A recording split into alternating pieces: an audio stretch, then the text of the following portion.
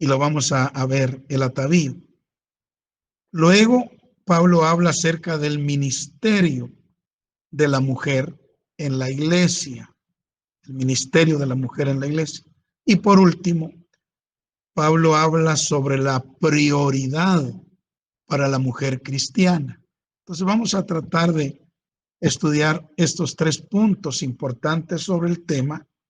Hablaremos sobre el atavío de la mujer cristiana, el lugar para la mujer en el ministerio, y luego vamos a ver también la prioridad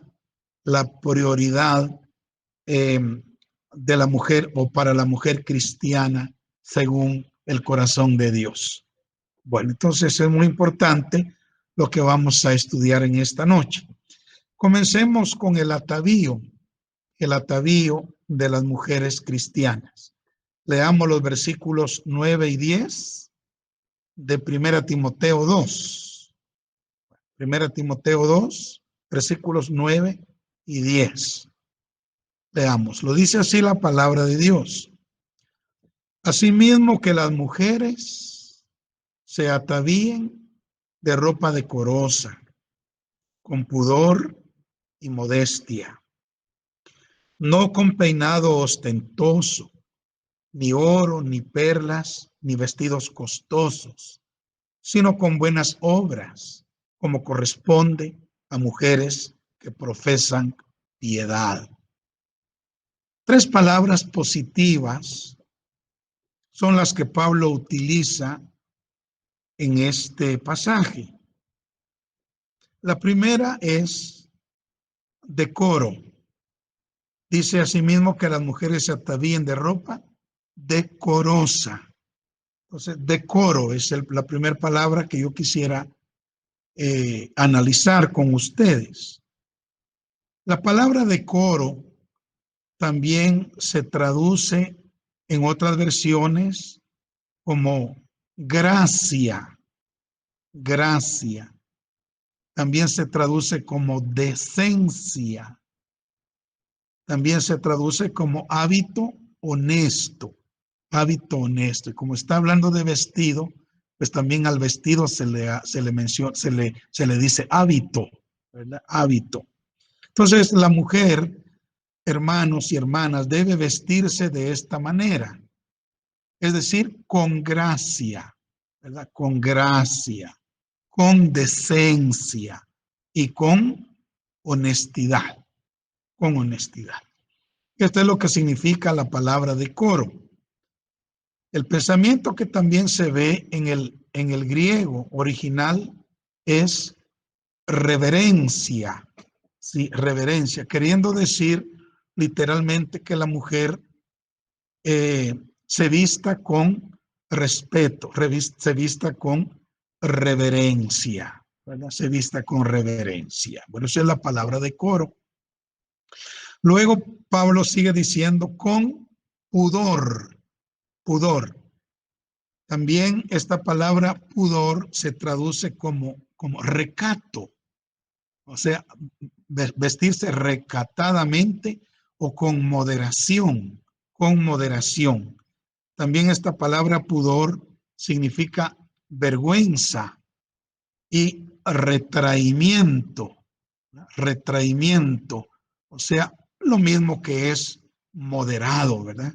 Moderado. Y también esta palabra pudor se traduce como buen juicio que es madurez, madurez.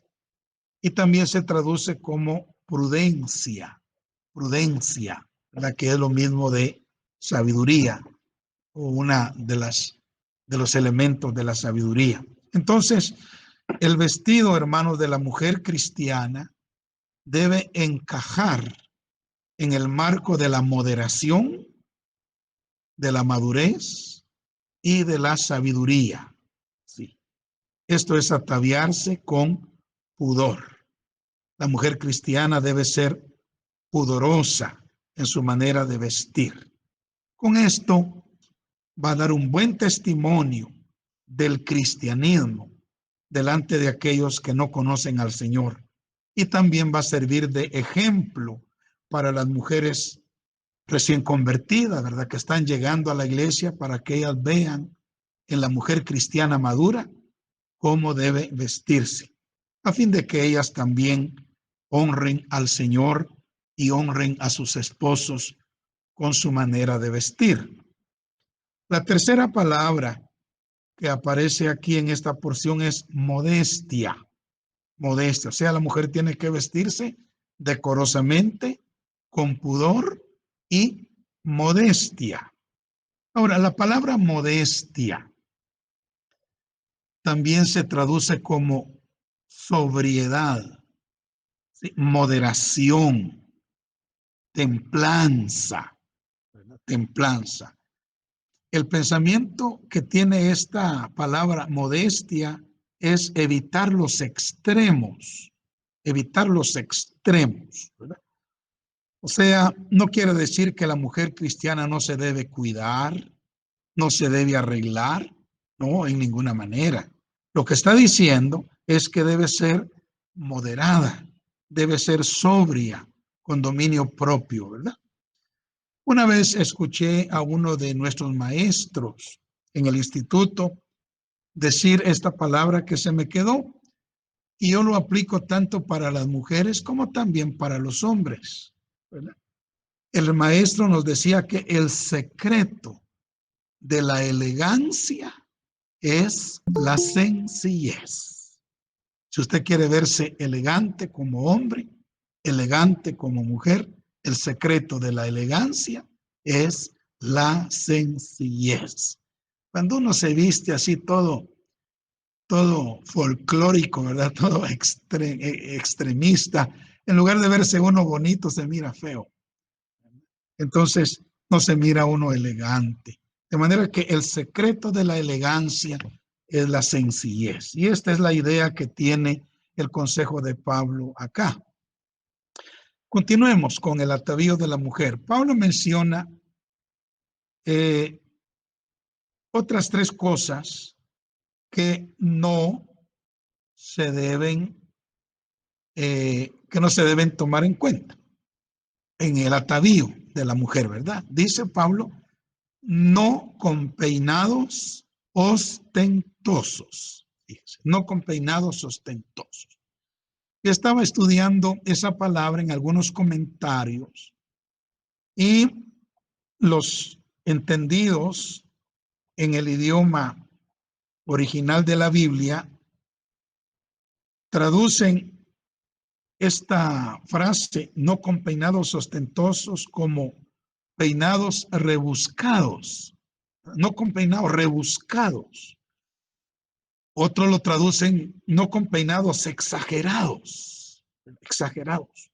Otros lo traducen no con peinados encrespados, ¿verdad? Encrespados. Y otros lo traducen no con peinados llamativos, llamativos que llamen la atención, ¿verdad? De las personas. Ahora, escuche lo que le diré a continuación. Algunas versiones de la Biblia lo traducen así, no con peinados ostentosos, lo traducen como sin trenzar el cabello con oro, sin trenzar el cabello con oro. ¿Verdad? Ya conocemos las trenzas, ¿verdad? Que se hacen las mujeres y ahora pues también algunos hombres se hacen trencitas por ahí. Pero en aquel tiempo las mujeres se trenzaban el cabello y fíjense que se metían hilos de oro en medio de las trenzas, o sea, era para adornarse y llamar la atención. Obviamente estas mujeres pues eran mujeres ricas que mandaban a hacer cordones de oro, hilos de oro y se los metían en las trenzas de su cabello. Entonces, era vanidad, la verdad es que era vanidad. Y aquí el Espíritu Santo, pues esto es lo que quiere evitar en la mujer cristiana, ¿verdad? Que no caigan en la ostentación, que no caigan en la exageración, que no caigan en la vanidad, en el querer llamar la atención de otras personas. con sus peinados. Luego dice Pablo, ni tampoco con oro o perlas, o perlas. El pensamiento es el mismo. Pablo no le está diciendo a las damas que no usen joyas. No, la idea es el exceso o la exageración en estas cosas. ¿Y por qué podemos decir que no está prohibiendo el oro y las perlas? Pablo no está tomando el oro como algo malo, ni las perlas como algo malo. No, porque saben que el oro simboliza la naturaleza divina, y las perlas preciosas simbolizan los dones del Espíritu Santo. O sea, el Señor no puede utilizar una cosa mala para representar algo bueno.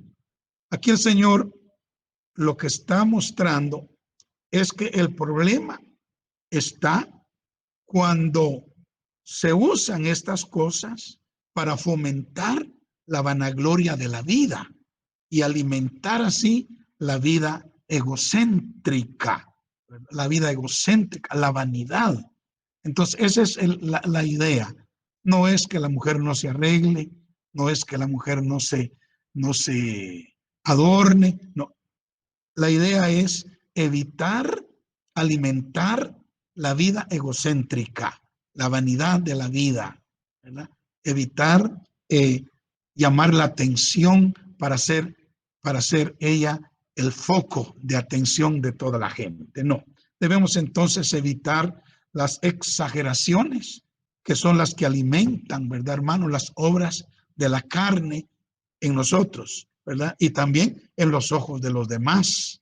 También, digamos, si la mujer no está vestida apropiadamente o adornada apropiadamente, va a llamar la atención de otros hombres, ¿verdad? De otros hombres, y eso pues puede ofender al Señor.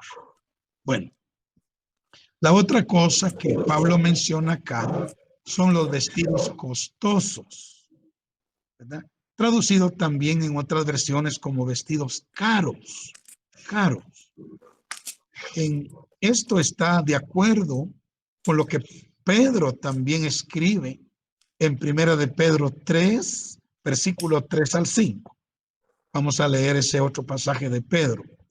Dice, vuestro atavío no sea el externo, de peinados ostentosos, de adornos de oro o de vestidos lujosos, dice Pedro, sino el adorno debe ser el interno, ¿verdad? El del corazón, en el incorruptible ornato de un espíritu afable y apacible, que es de grande estima delante de Dios.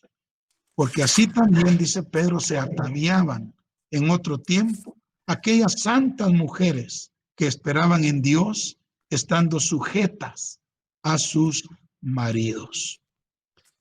Dios está interesado en el corazón, hermanos y hermanas, más que en nuestra apariencia externa. Sí. Sabe que aunque nos ataviemos lo mejor que podamos externamente, no habrá verdadera belleza en nosotros, a menos que tengamos una actitud correcta de corazón delante de Dios y delante de los hombres. Cuidemos entonces la actitud de nuestro corazón antes de nuestra apariencia, ¿verdad? Y evitemos los excesos externos que alimentan el ego, que alimentan la naturaleza caída, que alimentan la carne, ¿verdad? Y no queremos darle ningún alimento a la carne nosotros, sino todo lo contrario, queremos que la carne muera en nosotros y que la vida de Cristo se levante en nuestro interior, llenando todo nuestro ser. Bueno, luego Pablo regresa a otras cosas positivas, diciendo que las mujeres se deben ataviar con buenas obras y con una vida piadosa. Sí. Dice que se debe ataviar con buenas obras y como mujeres que profesan piedad. Hermanas, y esto también es para nosotros, Las buenas obras son la expresión de la fe que está viva. Santiago dice que la fe sin obras es muerta, y que debemos mostrar nuestra fe por nuestras obras. Entonces, Pablo aprovecha ese asunto para decir que parte del atavío de la mujer cristiana debe ser hacer buenas obras y vivir una vida piadosa, ¿verdad?, que muestre el verdadero cristianismo en ella. La palabra piedad tiene que ver con amar las cosas de Dios, ¿verdad? Y también con ser fieles a el ministerio o al trabajo, al cargo, al privilegio que Dios nos haya delegado. Eso es vivir una vida piadosa. Entonces, eso debe ser el atavío de la mujer cristiana. Bueno, pasemos ahora al segundo punto. Hablemos del ministerio de la mujer en la iglesia, ¿verdad? Y para eso vamos a tomar los versículos 11 al 15 del capítulo 2 de Primera Timoteo. Mucha atención, hermanas amadas, con lo que Pablo nos va a enseñar, y no solo Pablo, sino toda la Biblia, ¿verdad? Nos va a enseñar. Ya nos enseñó cómo se deben ataviar las mujeres cristianas. Ahora vamos a ver qué nos va a decir acerca de el ministerio de la mujer en la iglesia.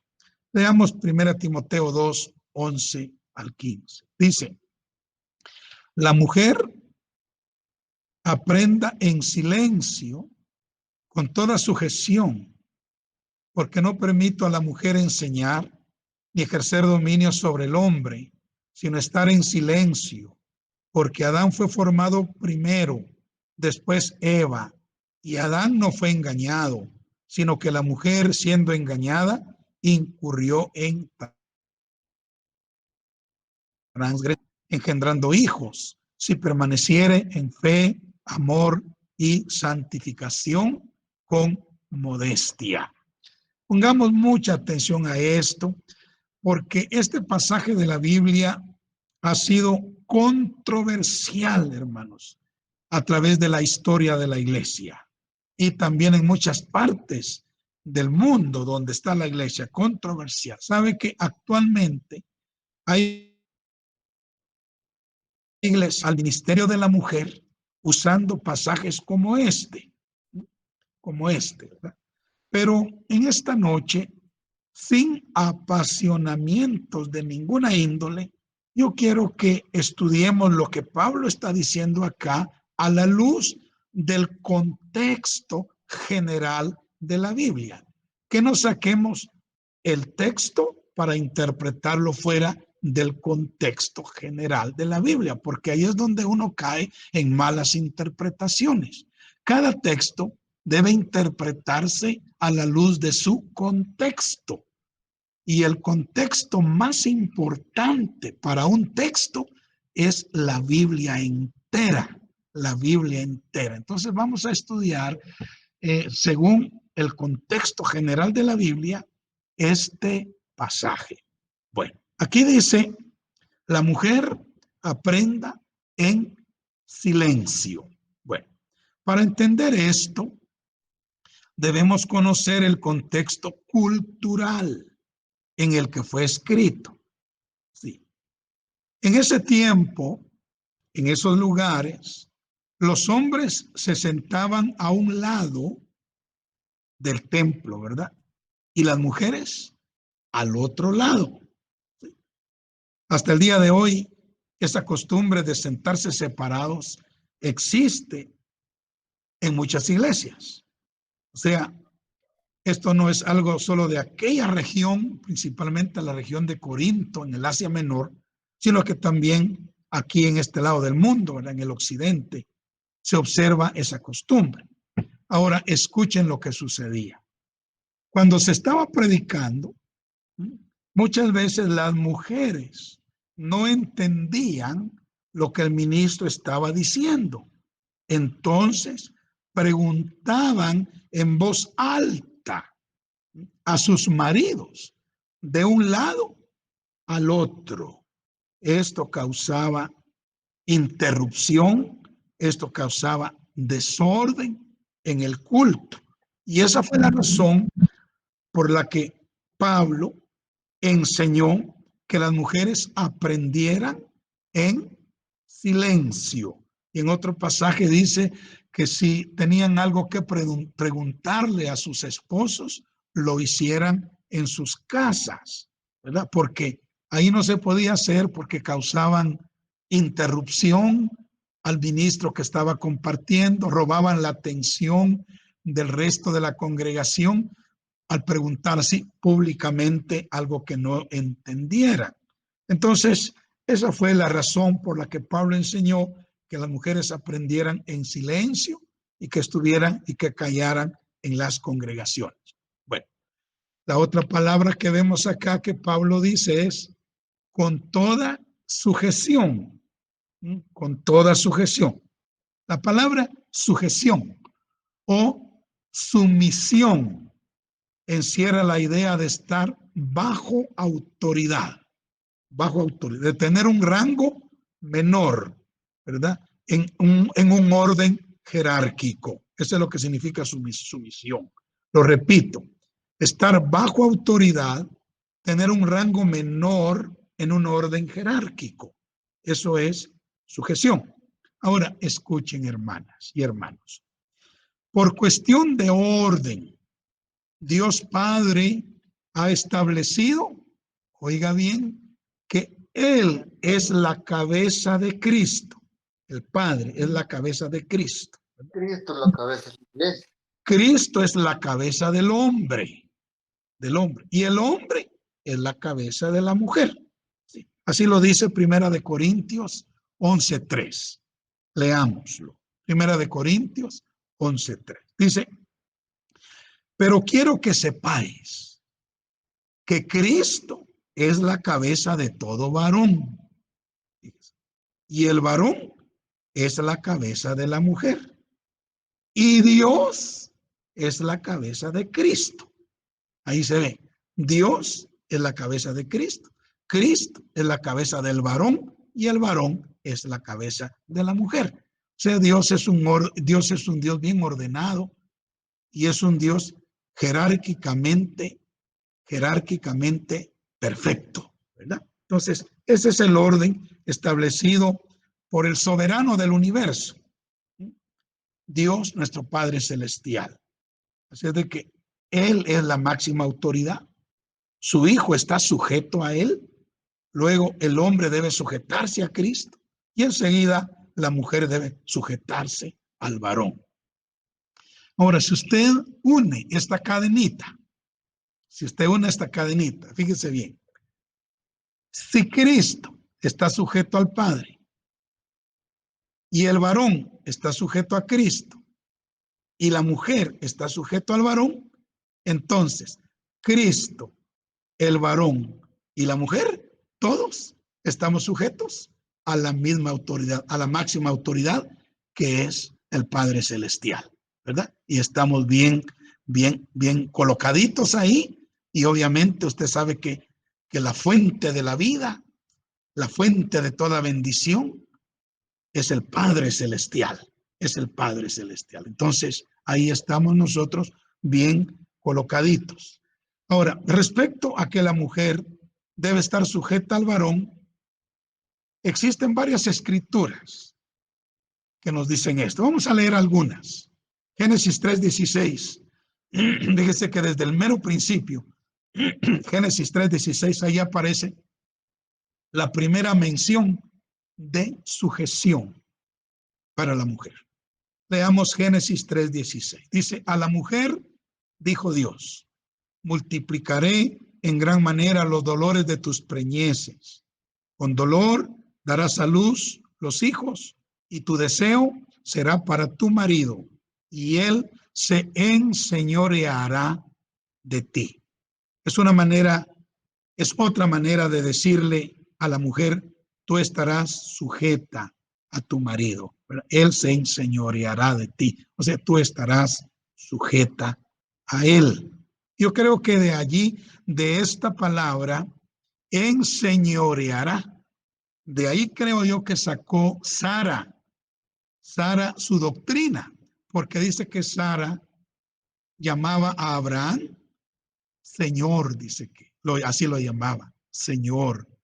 ¿Verdad? ¿Por qué? Porque él se enseñorearía de ella. O sea, de esta declaración divina fue que Sara sacó esa actitud, ¿verdad? De llamar, o esa palabra de llamar a su marido Señor.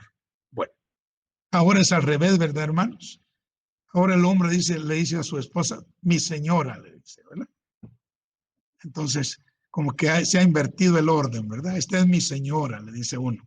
Pero el orden es diferente según la palabra de Dios. Bueno, en Efesios 5:22 dice, las casadas estén sujetas a sus propios maridos, como al Señor. Fíjense, hermano, mire, literalmente, de la misma manera que la mujer se sujeta al Señor, así se debe sujetar a su esposo. De la misma manera, porque aquí claramente lo dice, las casadas estén sujetas a sus propios maridos como al Señor, como al Señor. Entonces, las casadas deben someterse a sus propios maridos de la misma manera que se someten al Señor. Vayamos a Colosenses 3:18. Dice, casadas, está sujetas a vuestros maridos como conviene en el Señor. O sea que es algo que conviene. Yo me pongo a pensar, ¿a quién le conviene? Mira, definitivamente le conviene a la esposa. A la esposa le conviene tener como cabeza al esposo, porque ahí el responsable de todo lo que pase es el esposo, porque él es la cabeza. Entonces la mujer, en lugar de, digamos, de cargarla, el Señor, al decirle que se sujete, le está quitando una carga, porque está siendo responsable al hombre de las decisiones, ¿verdad?, que tome en la casa. Entonces, eso conviene en el Señor. Es conveniente en el Señor que así sea.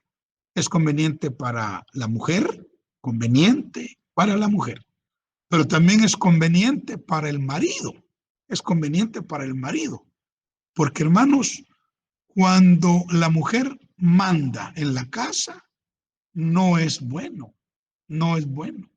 Eso no es conveniente para la familia, porque ese no es el orden de Dios.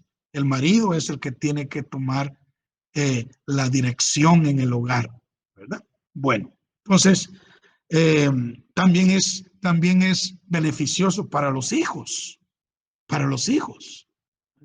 Es muy beneficioso para los hijos. ¿Sabe que cuando los hijos crecen solo con la autoridad de la mamá, ellos tienen un área que no ha sido cubierta y eso les afecta en la vida? Pero cuando está la figura del padre ahí, ¿verdad?, y la madre ahí a la par del padre, eso le da una estabilidad tremenda a los hijos, ¿verdad? Le da una solidez a los hijos y a las hijas. Entonces es conveniente para los hijos también. Y también es conveniente para la iglesia, ¿verdad? Porque una congregación que está en el orden correcto en el hogar, acuérdese que la iglesia está compuesta de familias. Y si las familias están bien ordenadas, hermanos, esa iglesia estará bien ordenada. Pero si las familias no están bien ordenadas, la iglesia no va a estar bien ordenada tampoco. O sea, es beneficioso también para la iglesia. Y también es beneficioso para el mismo reino de Dios, porque Dios va a respaldar a cada uno en su posición, ¿verdad? Va a respaldar al hombre en su posición, va a respaldar a la mujer en su posición, va a respaldar a los hijos en su posición. Entonces, el reino de Dios va a ser también beneficiado, es conveniente para el reino de Dios. En una sola palabra, casadas, están sujetas a vuestros maridos como conviene a todos, ¿verdad? En el Señor, en el cristianismo, en el reino de Dios. Amén.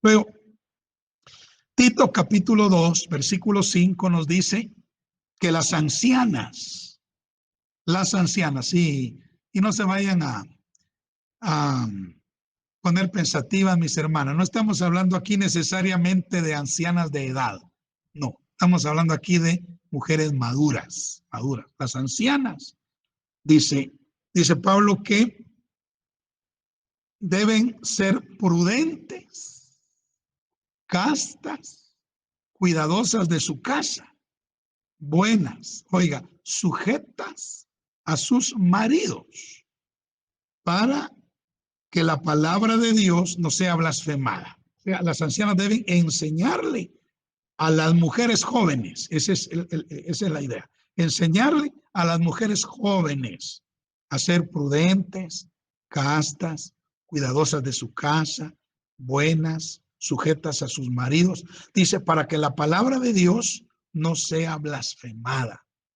Mire, la palabra de Dios puede ser blasfemada si las mujeres no son prudentes, no son castas, no son cuidadosas de su casa, no son buenas, no son sujetas a sus maridos.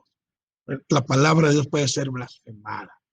Entonces, esta es una razón lo suficientemente justa y buena, ¿verdad?, para que la palabra de Dios no sufra vituperio, menosprecio ni blasfemia. Enseñarle a las mujeres jóvenes a ser sujetas a sus maridos. Primera de Pedro 3:1 sigue diciendo: asimismo vosotras mujeres, estad sujetas a vuestros maridos, para que también los que no creen a la palabra sean ganados sin palabra por la conducta de sus esposas. Miren, hermano, hay fruto, fíjese, para vida eterna cuando esto se pone en práctica. Muchos han sido ganados, están siendo ganados y serán ganados para Cristo, para el reino de Dios, por aún sin palabra, fíjese, hermano, sin palabra, por la conducta de las buenas esposas, de las buenas esposas. Así es de que qué importante es que como mujeres, ¿verdad?, ustedes puedan ser mujeres sujetas. Primera de Pedro 3:5 dice: porque así también se ataviaban, estamos hablando del atavío en el punto anterior, así también se ataviaban en otro tiempo aquellas santas mujeres, las mujeres de la Biblia, ¿verdad?, que esperaban en Dios. Dice, estando sujetas, que es el punto que estamos viendo ahora, sujetas a sus maridos. O sea, hay un precedente bíblico para ello. Las santas mujeres que esperaban en Dios del tiempo antiguo eran mujeres que se distinguieron por ser sujetas a sus propios maridos. Bueno, ahora escuche lo que digo, que vamos llegando al punto. Esto no quiere decir, ¿verdad?, no quiere decir en ninguna manera que la mujer no pueda ejercer un ministerio en la iglesia.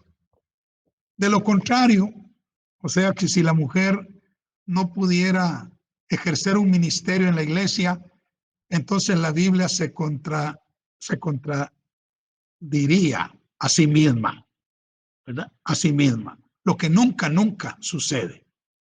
Hay en la Biblia, bueno, muchas mujeres que ejercieron un ministerio y que enseñaron la palabra de Dios, y sabe que la enseñaron aún a otros ministros, hombres, a los hombres. Así es de que vamos a ver dos ejemplos de cómo la mujer puede ejercer un ministerio en la iglesia, en el reino de Dios, en la obra de Dios. Sí. Pablo no está prohibiéndole a la mujer predicar, ni enseñar, ni tener un ministerio con las palabras que leímos anteriormente, ¿verdad? No, esto él lo está enseñando por el contexto cultural y lo que estaba sucediendo en las iglesias en esos días en la región del Medio Oriente. Pero miremos entonces un ejemplo de cómo Dios puede darle un ministerio a una mujer. Voy a ponerles un ejemplo del Antiguo Testamento y uno del Nuevo Testamento. Hablemos del ejemplo del Antiguo Testamento.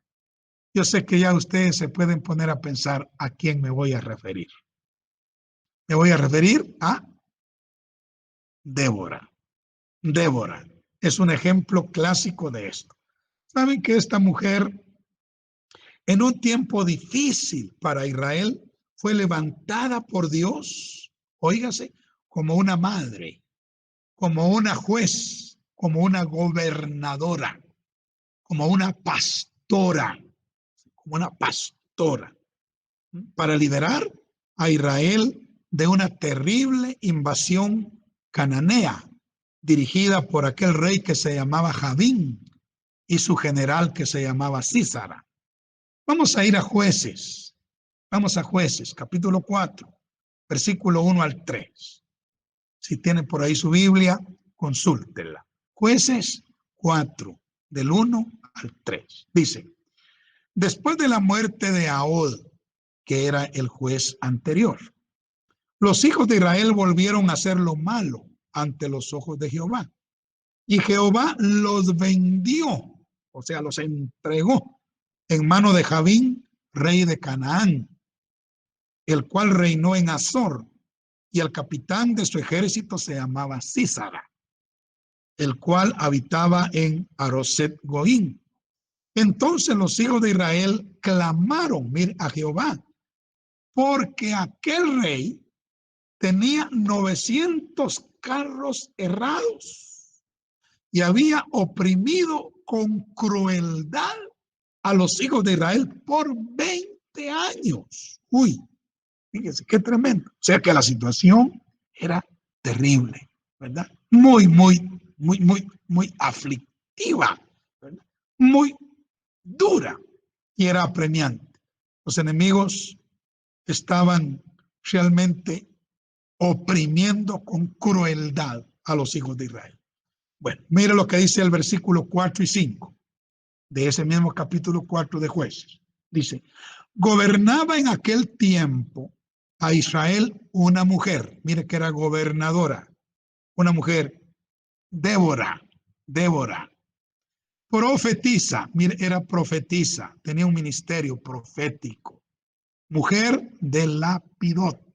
Quiero que note eso, que se menciona el nombre de su marido, y eso lo vamos a entender adelantito. Mujer de Lapidot, o sea, Dios no pasó por alto, no hizo caso omiso del esposo de ella, le dio su lugar, le mencionó su nombre, sí. Y acostumbraba, dice, a sentarse bajo la palmera de Débora, que es otra cosa importantísima. Ella se sentaba bajo una palmera, ahí, ¿sí? Entre Ramá y Betel, en el monte de Efraín, perdón, y los hijos de Israel subían a ella a juicio, para ser juzgados. Entonces, es interesante, ella solamente ahí debajo de la palmera se sentaba. ¿Por qué no buscaba otro lugar para atender a la gente? No, bajo la palmera, eso es muy importante y lo va a entender usted ahorita, bajo la palmera. Bueno, ahora, es de notar que se menciona el nombre del marido de Débora. Ella era mujer de Lapidot, lo que indica que ella lo honraba. Y Dios también honraba al marido de ella, ¿verdad? No, no era un don nadie para ella, no era un don nadie para Dios. Hermanos y hermanas, no importa el ministerio que una mujer logre alcanzar, siempre tiene que honrar a su marido, porque Dios lo va a honrar a él, para que él pueda darle una cobertura apropiada a su mujer y su mujer pueda tener la bendición de Dios. ¿Sabe? Aunque el marido no tenga ministerio, aunque sea ella la del ministerio, ¿verdad? Pero de todos modos, aquí ella era la profetisa, ella era la gobernadora, ella era la pastora de la nación de Israel, pero no se pasa por alto el hecho de que era mujer de Lapidot. Bueno, además, como para confirmar el asunto, mire cómo es Dios de lindo, porque Él confirma una verdad. Él la dice y luego la ratifica. Así es Dios. Dice que ella juzgaba bajo una palmera. Ahora yo le pregunto, esa palmera, la palmera en la Biblia, ¿qué representa la palmera? ¿Qué representa la palmera en la Biblia? Porque ella juzgaba bajo la sombra, bajo la cobertura de esa palmera. ¿Sabe a quién representa la palmera en la Biblia? Al hombre justo, al hombre justo. Y seguramente Lapidot era un hombre justo. Por eso está representado ahí por la palmera. El Salmo 92 lo dice, versículo 12. Ahí dice que el justo florecerá como la palmera. El justo florecerá como la palmera. Entonces aquí la palmera es el justo. Y ella gobernaba debajo de la palmera. En otras palabras, ella se sometía a la autoridad de su marido justo. Obviamente este justo estaba bajo la cobertura de Cristo. Y obviamente Cristo está bajo la cobertura del Padre. De manera que ella, al someterse a su marido, se estaba sometiendo al que cubría a su marido, que es Cristo. Y al someterse a Cristo, se estaba sometiendo al Padre. Es una cosa maravillosa, ¿verdad? Entonces, vemos este ejemplo. Luego en Jueces, capítulo 5, versículo 7. Vamos ahí. Dice, las aldeas quedaron abandonadas por esa invasión cananea terrible. Quedaron abandonadas en Israel. O sea, estaban cometiendo estragos estos enemigos. Habían decaído, dice, hasta que yo, Débora, me levanté. Me levanté como madre en Israel. Oh, qué lindo, ¿verdad? Entonces, vemos aquí que la mujer sí puede ser usada para servir al Señor en cargos, en ministerios importantes, hermanos, importantes. ¿Sí? Imagínense ser juez de la nación de Israel, ¿no? Juez como Samuel, juez como Jefté, juez como todos los otros demás jueces, ¿verdad? O sea, un ministerio importante. Lo único es que debe estar siempre bajo la cobertura de un varón justo. Sí, la mujer tiene ministerio, pero debe estar siempre bajo la cobertura de un varón justo. Puede ser su marido o puede ser su pastor, o ambos, ¿verdad? Puede ser su marido y su pastor. Entonces, la mujer puede servir al Señor según este ejemplo bíblico que tenemos del Antiguo Testamento. Pero tengo otro del Nuevo Testamento. Y este otro es Priscila. Priscila. Vamos a Hechos capítulo 18, versículo 1 y 2. Ahí dice, después de estas cosas, Pablo salió de Atenas y fue a Corinto y halló a un judío llamado Aquila, natural del Ponto, recién venido de Italia, con Priscila, su mujer, por cuanto Claudio había mandado que todos los judíos saliesen de Roma. Amén. Luego dice, fue a ellos, Pablo fue a ellos. Bueno, ahora miremos Hechos 18, 24 al 26. Dice, llegó entonces a Éfeso un judío llamado Apolos, natural de Alejandría, varón elocuente, poderoso en las escrituras. Este había sido instruido en el camino del Señor y siendo de espíritu fervoroso, hablaba y enseñaba diligentemente lo concerniente al Señor. Fíjese, aunque solamente conocía el bautismo de Juan. O sea, este apóstol Apolos, este predicador Apolos, ¿verdad? Este siervo era tremendo, elocuente, se sabía la Biblia de memoria, poderoso en las escrituras, pero no tenía mucho conocimiento doctrinal de la palabra de Dios. Entonces dice que solo conocía hasta el bautismo de Juan. Y comenzó a hablar, dice, con denuedo en la sinagoga. Pero cuando lo oyeron, oiga por favor lo que digo, cuando lo oyeron, Priscila y Aquila. ¿Por qué no dice Aquila y Priscila? Sino dice Priscila y Aquila. Priscila era la mujer y Aquila era el esposo. Pero aquí no pone al esposo de primero, sino a la esposa la pone de primero. Cuando lo oyeron dice Priscila y Aquila le tomaron aparte y le expusieron más exactamente el camino de Dios. Vemos claramente que Priscila, me parece, era la que tenía ministerio ahí, era Priscila. Ella desempeñaba un papel importante en la iglesia primitiva. Era una líder en la obra de Dios, tan respetada como su marido mismo, ya que los dos le enseñaron más exactamente el camino del Señor a Apolos, aquel apóstol joven, ¿verdad? Ahora, pero notemos que a mí me llamó la atención que no dice Aquila y Priscila, sino Priscila y Aquila, ¿verdad? Parece ser que Priscila era la que tenía un liderazgo, obviamente bajo la cobertura de su propio marido, ¿verdad? Bueno, y más tarde, pues ellos se unen a Pablo, ¿verdad? Y reciben la cobertura del apóstol Pablo.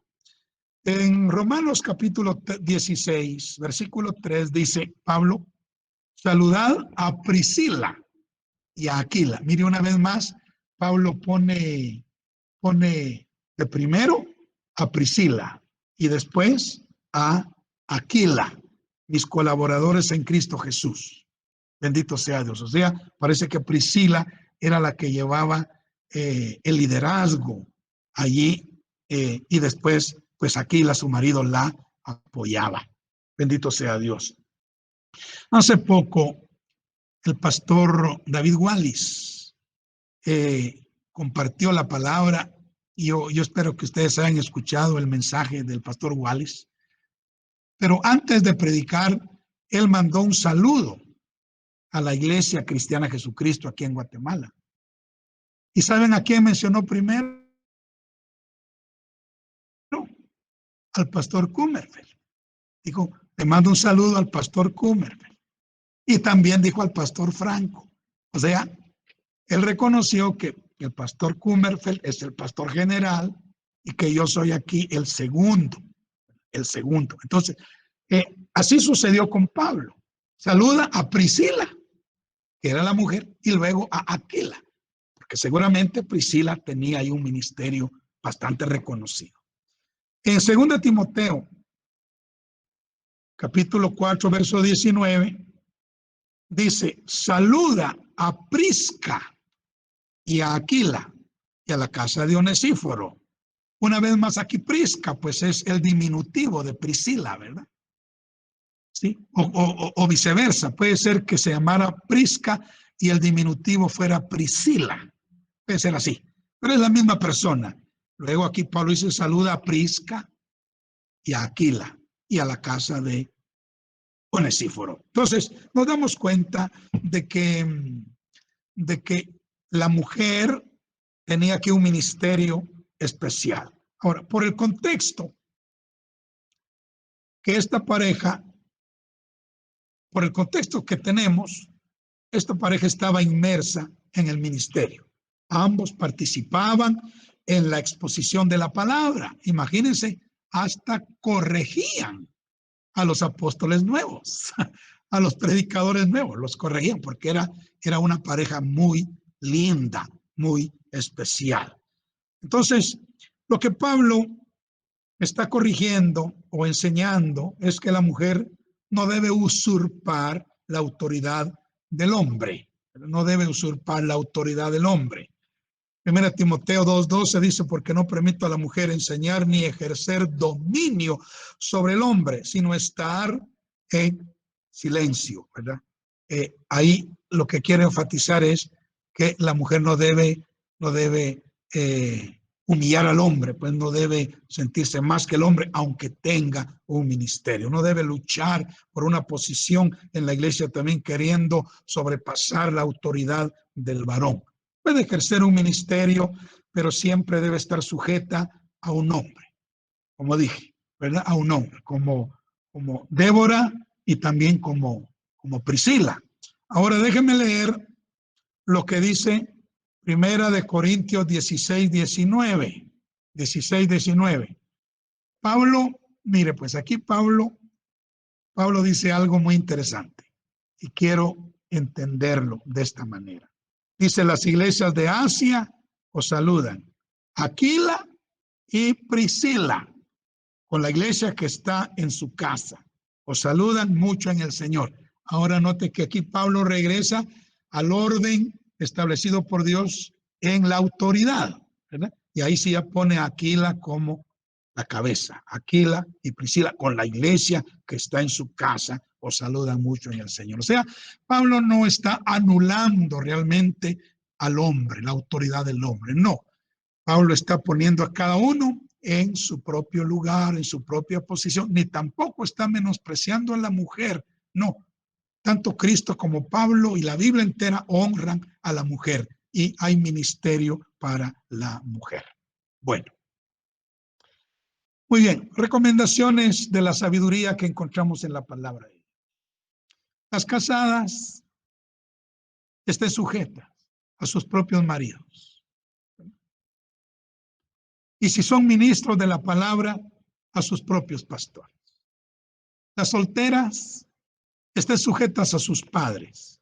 Y si están en el ministerio, también a sus pastores. Las viudas que tienen algún ministerio siempre deben tener un pastor a quien estar sujetas, siempre. Este es el orden de Dios para la mujer. Aquellas que entiendan su papel y trabajen de acuerdo a él serán bendecidas de una manera maravillosa, hermanos, en el reino de Dios. Bueno, entonces terminamos el segundo punto, que es el ministerio de la mujer en la iglesia. Sí hay ministerios según entendemos, y quiero decirles que eso que les estoy compartiendo no es solo mi criterio, no, es el criterio de los ministerios Jesucristo y de los ministerios Sion con los cuales estamos trabajando fusionadamente. Bueno, terminamos con el tercer punto, que es la prioridad para la mujer. La prioridad para la mujer, muy importante. ¿Cuál es lo primordial para la mujer? Lo prioritario para la mujer. Oiga, según la palabra de Dios, la prioridad para una mujer es su relación con Dios. Su relación con Dios. Me refiero a su relación, ¿verdad? Su relación, su comunicación, su relación con Dios. No estoy hablando de su ministerio, no, estoy hablando de su relación con Dios. Número uno. Luego, su relación con su esposo. Con su esposo. Y luego, su relación con sus hijos. Con sus hijos. Y el resto de la familia. Sí. Ahora, entonces, la prioridad de la mujer se ve en 1 Timoteo 2, 13 al 15. Dice: porque Adán fue formado primero, después Eva. Y Adán no fue engañado, sino que la mujer, siendo engañada, incurrió en transgresión. Pero se salvará engendrando hijos, si permaneciera en fe, amor y santificación con modestia. Bueno, en este pasaje no se está hablando de la salvación eterna del alma, o sea que la mujer se va a salvar por tener hijos. No. Recordemos que la salvación es un tema muy amplio que abarca la regeneración, la justificación, la santificación y la glorificación final. Aquí puede estar hablando de uno de esos aspectos de la salvación. El pensamiento completo que se ve en este pasaje es que si las mujeres que son miembros de la iglesia, ¿sí?, permanecen en la fe, o sea, en la doctrina correcta, en el amor y en la santificación, entre tanto que ejerzan el dominio de sí mismas y también ocupen su lugar correcto, hallarán gozo, y salvación de muchos problemas, salvación de muchas cosas, ¿verdad? De muchas cosas. Sí. Y podrán llevar hijos, que pueden ser sus propios hijos, o también pueden ser hijos espirituales, ¿verdad? Pueden llevar hijos para la gloria de Dios. Pero quiero enfatizar, hermanas, miren, la prioridad, por favor, prioridad, su relación con Dios. Después de su relación con Dios, su esposo. Y después de su esposo, sus hijos. Y después, cualquier otra persona. Pero ese es el orden, ¿verdad? Ese es el orden. No invirtamos el orden, ¿verdad? Por ejemplo, si una mujer tuviera ministerio, que ya porque tiene un ministerio va a descuidar a su marido. No, no. Si usted nota, Débora, mujer de Lapidot, ahí estaba el marido. Si usted nota, Priscila y Aquila, ahí estaba su marido, aunque ellas tenían un ministerio muy notable, tanto en el Antiguo como en el Nuevo. Pero ahí estaba siempre su marido. Entonces, su relación con Dios, luego su marido, después sus hijos, su familia y después su ministerio. Si Él le da un ministerio, pues su ministerio. ¿Sabe por qué? Porque mire, ¿de qué le servirá al hombre y a la mujer? Sí, que tenga un gran ministerio si no tiene una buena relación con Dios, si no tiene una buena relación con su cónyuge, y si no tiene una buena relación con su familia, aunque gane a todo el mundo, va a perder a su familia, y eso no. Como dicen por ahí, ¿verdad? Eso no se vale. Eso no se vale. Hay que establecer el orden de prioridades y creo que Pablo lo establece en su doctrina. Bueno, concluyo. Hemos visto el atavío de la mujer cristiana, el ministerio de la mujer en la iglesia y la prioridad de la mujer cristiana. El atavío debe ser con ropa decorosa, con pudor y modestia, no con peinados ostentosos, ni oro, ni perla, ni vestidos costosos, sino con buenas obras, hermanas, como mujeres que profesan piedad, que viven una vida piadosa. También vimos algo sobre el ministerio de la mujer en la iglesia. Puede ejercer un ministerio primario. Yo creo que lo único que no puede hacer la mujer es apóstol, ¿verdad? Eso quizás no puede hacerlo, apóstola, ¿verdad? No. Pero sí puede ser profeta, puede ser evangelista, puede ser pastora, puede ser maestra, ¿verdad? ¿Por qué decimos que el apóstol no? Porque el apóstol es un ministerio, es el ministerio, como dijéramos, el ministerio paternal de todos los demás apóstoles, de todos los demás ministerios. Los 5 ministerios están ejemplificados por la mano de Dios, que tiene 5 dedos. Pero si usted nota, el dedo pulgar que representa el apóstol, este tiene contacto con el maestro, con el pastor, con el evangelista y con el profeta. Tiene autoridad porque es como el ministerio superior, ¿verdad? Entonces, creo que la mujer no puede ser apóstol, ¿verdad? Pero sí puede ejercer cualquier otro de los ministerios. Esta es la luz que tenemos hasta el día de hoy, hermano, hasta el día de hoy, ¿verdad? Así es de que si algo nos revelara Dios más adelante, se los compartiríamos. Porque acuérdense que la revelación es progresiva. Entonces, vimos como ejemplos de ministros a Débora en el Antiguo Testamento y a Priscila en el Nuevo Testamento.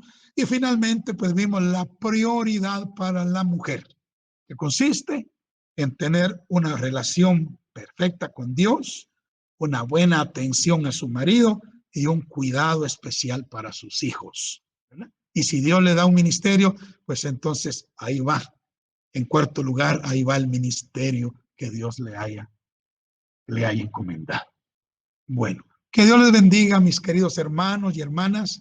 Así concluimos, ¿verdad? Y le damos gracias a nuestro Dios por su palabra. Amén y amén.